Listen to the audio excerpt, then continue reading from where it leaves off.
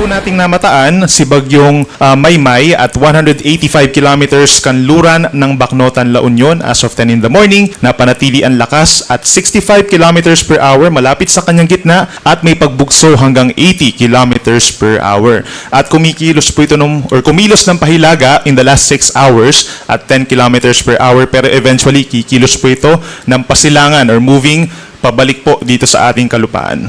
Base sa ating latest satellite animation, yung Northern and Central Luzon ang naapektuhan po directly nitong si Bagyong Maymay, habang yung Southwest Monsoon or hanging habagat ay siyang nagdadala naman po ng mga pabugso-bugsong ulan, lalo na sa Metro Manila, mga nearby provinces pa dito sa may Calabarzon, hanggang dito sa may Mimaropa and Western Visayas, may effect din po ng habagat.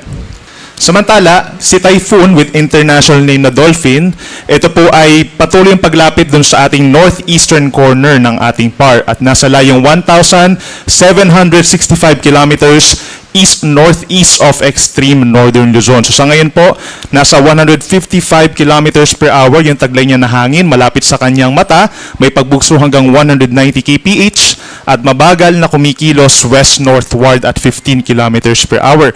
Wala pong direktang epekto itong si Bagyong Dolphin, subalit unti-unti nitong palalakasin yung southwest monsoon or hanging habagat sa malaking bahagi ng ating bansa, lalo na po the moment na humina at malusaw itong si Bagyong Maymay sa susunod po na 24 to 48 hours. So base po sa latest track ng Pag-asa, yung general movement niya within the next 36 hours ay eastward or pasilangan.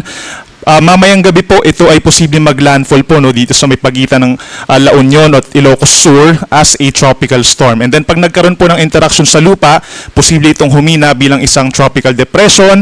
Maring tawirin pa yung ilang bahagi ng Ilocos region and Cordillera region.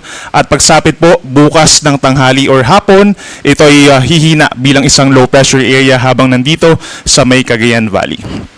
Kung papansin din po natin, yung kabuang lawak po nitong si Bagyong Maymay sa ngayon is around 360 kilometers, 180 kilometers yung kanyang radius. So mahagip din po, hindi lang yung mga nabanggit na areas natin like Ilocos Sur and La Union, basically halos buong Northern and Central Luzon magdadala po makakaranas po ng mga pabugso-bugsong hangin at mga pag-ulan dulot ng bagyo.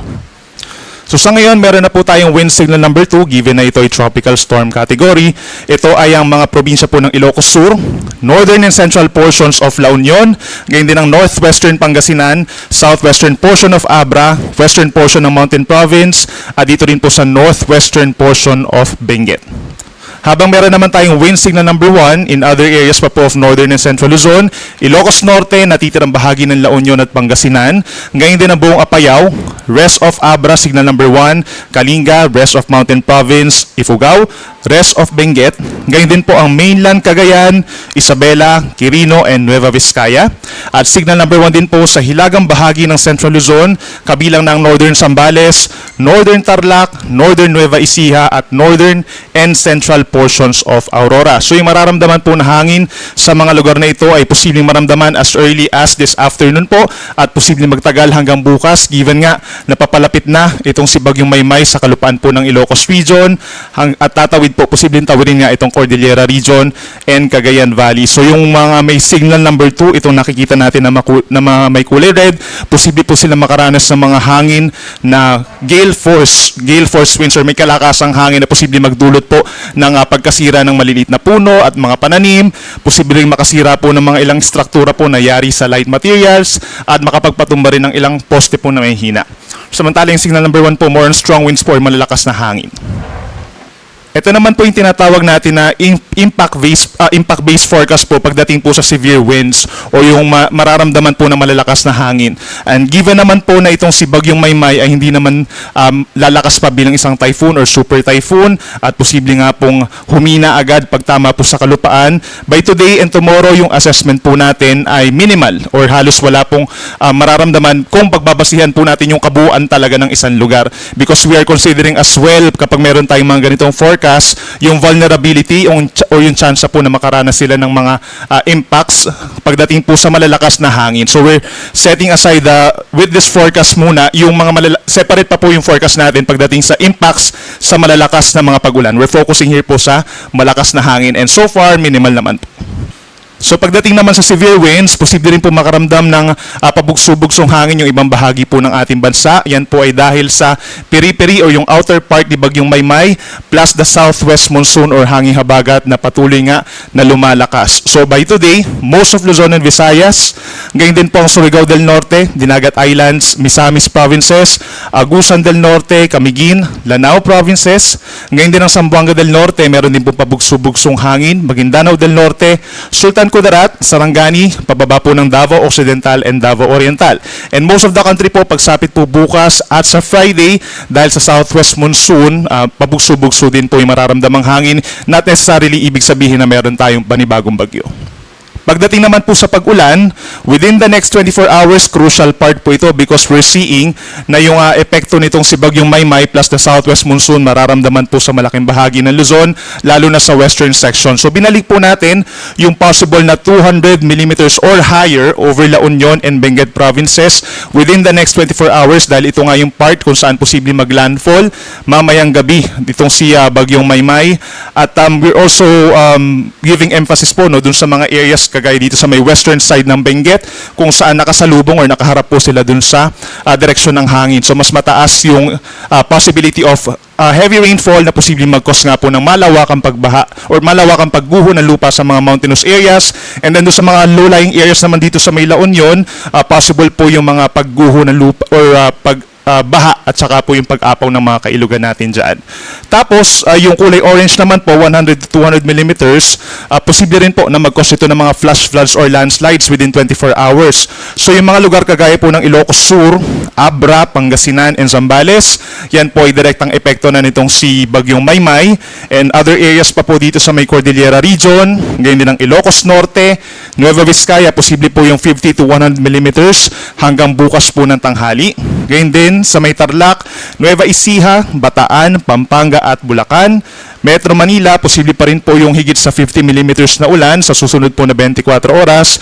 Gayon din sa may Rizal, Cavite, Batangas, pababa ng Occidental Mindoro. So mataas ang tsansa po na magkakaroon tayo ng mga rainfall advisories and heavy rainfall warnings at nandyan din po yung banta ng mga flash floods and landslides. And basically, yung natitirang bahagi po ng Cagayan Valley and Aurora, gayon din ang rest of Calabarzon, rest of Mimaropa, and Western Visayas, may mga light to moderate rains po within 24 hours. Yan ay dahil kay Maymay at sa habagat. Pagsapit naman po bukas ng tanghali hanggang Friday ng tanghali, ito yung time kung saan maaaring nandito na sa may Northern Luzon at humihina itong si Bagyong Maymay. Pero meron pa rin tayong aasahang mga 50 to 100 millimeters na ulan sa may Ilocos Sur, La Union, Pangasinan at Benguet. Habang yung habagat naman po, unti-unting umaakyat at lumalakas, meron tayong 100 to 200 millimeters na naulan dito sa may pating Occidental Mindoro simula bukas ng tanghali. At meron ding 50 to 100 millimeters na delikadong ulan dito sa may Zambales, Bataan, Cavite, Batangas, pababa po ng Antique. At marami pa rin lugar ang magkakaroon po ng mga pag-ulan. Pagsapit po bukas, araw po ng Thursday. And we're talking of the rest of Northern Luzon dahil po yan kay Maymay. The rest of Central Luzon, the rest of Calabarzon and Metro Manila, medyo maulan pa rin po. May mga light to moderate rains, pababa ng natitirang bahagi ng Mimaropa and Western Visayas. At pagsapit po ng Friday noon hanggang sa weekend, yung mga pag-ulan po na inyong nakikita sa ngayon, ito po ay dahil na sa habagat because by that time, possibly po ay nag-dissipate na or naging low pressure air na lamang sa may silangan po ng Luzon, itong si Maymay. Karamihan pa din ng mga lugar po sa may Ilocos region, gayon din ng Abra, Benguet, western side po ng Central Luzon, lalo ng Zambales and Bataan, posible po yung more than 100 millimeters sa dami ng ulan. Ito yung mga nagkokos pa rin ng flash floods and landslides. Cavite, Batangas, possible pa rin po ang delikadong ulan. Occidental Mindoro, more than 100 millimeters dahil po yan sa habagat. And for Antique, possible pa rin 50 to 100 millimeters. So make sure po na coordinated tayo sa ating mga local government units kung kinakailangan po ng rescue or evacuation. At we're talking of antecedent rainfall, no? Ilang araw na po magkakaroon ng mga pag-ulan. So the moment na meron tayong pag-ulan, pagsapit po ng weekend, mas tumataas ang banta ng mga flash floods at saka landslides. Gale warning naman po, ito po ay dahil kay Bagyong Maymay, meron tayong ina-expect po na hanggang 4.5 metrong taas ng alon or nasa 1.5 palapag po ng gusali. Ito ay sa mga baybayin ng Ilocos Sur, La Union, and Pangasinan. Overnight po, delikado ang mga pag-alon dito sa mga nabanggit natin na lugar. At i-include na rin po natin yung malaking baybayin po ng Northern and Central Luzon. Posible po yung moderate seas, which is nasa 2.5 metro pataas. Other seaboard spot, kung dito sa may Visayas and Mindanao, wala naman tayong ina-anticipate pa sa ngayon ng mga sea travel suspensions.